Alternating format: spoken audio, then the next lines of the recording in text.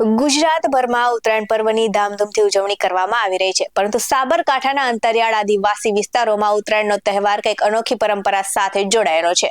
તો ઈડર તાલુકાના ધોળિયા ગામમાં આદિવાસી સમાજ દ્વારા પક્ષીઓના માધ્યમથી ભવિષ્ય ભાંખવાની પરંપરા આજે પણ જીવંત છે. અને અહીં દેવચકલી નામનું પક્ષી નક્કી કરે છે કે આગામી વર્ષે ખેડૂતો માટે કેવું રહેશે અને કુદરતી આફતો આવશે કે નહીં. આવો જોઈએ આ વિશેષ અહેવાલમાં. નમસ્કાર દર્શક મિત્રો, BS9 ન્યૂઝમાં આપની સાથે હું છું નેહા પટેલ. આકાશમાં ઉડતા પતંગો વચ્ચે સાબરકાંઠાના ધોળિયા ગામના દ્રશ્યો કંઈક અલગ જ કહે છે. અને અહીં આદિવાસી સમાજના લોકો એકઠા થઈને પરંપરાગત વાજતે ગાજતે દેવચકલીની પક્ષીની પૂજા કરે છે. તો આ સાથે જ વર્ષો જૂની માન્યતા મુજબ આ પંખી આગામી વર્ષના વર્તારા માટેનું માધ્યમ બને છે. તો ગામના આગેવાનો દ્વારા દેવચકલીને તલ, ઘી અને ગોળનું મિશ્રણ ખવડાવવામાં આવે છે અને ત્યારબાદ તેને આકાશમાં મુક્ત કરાવવામાં આવે છે. અને આ વિધિ પાછળ ખેડૂત જગતની ઊંડી આશા જોડાયેલી છે. તો મહત્વનું એ છે કે દેવચકલી આકાશમાં ઉડ્યા બાદ કઈક જગ્યાએ બેસે છે અને તેના પર આખું વર્ષનું અનુમાન લગાડવામાં આવે છે. જો દેવચકલી પક્ષી સૂકા ઝાડ કે પથ્થર પર બેસે તો દુષ્કાળ કે આફતનો સંકેત માનવામાં આવે છે. પરંતુ આ વર્ષે ધોળિયા ગામમાં દેવચકલીને ઉડીને સીધી લીલા ઘટાદાર ઝાડ પર ઉડીને જઈને બેઠી હતી અને જેના પગલે આદિવાસી સમાજમાં ખુશીની લહેર જોવા મળી રહી છે.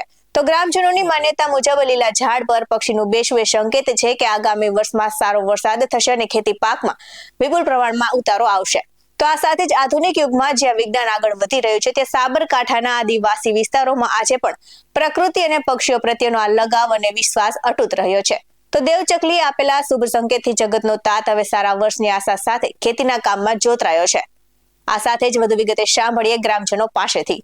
ઉત્તરાયણના દિવસે અમારી આદિવાસી પરંપરા પ્રમાણે અમારા બાપ દાદાઓ જે રીતે ઉજવતા હતા એ રીતે હવે સૌ ગામના યુવાનો વડીલો ભેગા મળી સવારમાં વહેલા ઉઠી અને દેવચકલીને પકડીએ છીએ. દેવચકલી પકડી અને તેના કંકુ તિલક કરી અને તલ, ગોળ, ઘી ખવડાવી અને ઢોલ નગારા સાથે એને ઉડાડીએ છીએ. ઉડાડી અને આવનાર વર્ષ અમારા માટે કેવું આવે એના અંધાર જોતા હોઈએ છીએ. ત્યારે આ વખતે દેવચકલી લીલા ઝાડ ઉપર બેસી છે ત્યારે અમારા આદિવાસીના પરિવાર અને આદિવાસી સમાજ ઉપર એક સુખની લાગણી છે કે આવતું વર્ષ સારું આવશે એનો વર્તાર જોવામાં આવે છે.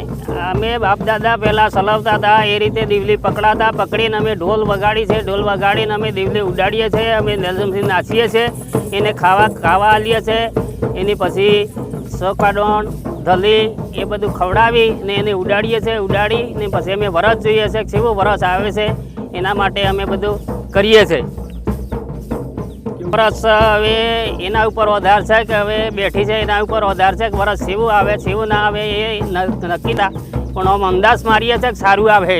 આવા જ વધુ અહેવાલ સાથે ફરી મળતા રહીશું. તમે અમારી YouTube ચેનલને સબસ્ક્રાઇબ કરવાનું, અમને Facebook અને Instagram પર ફોલો કરવાનું ભૂલશો નહીં. બાકી નવી અપડેટ્સ મેળવવા માટે આપ જોતા રહો BS9 ન્યૂઝ.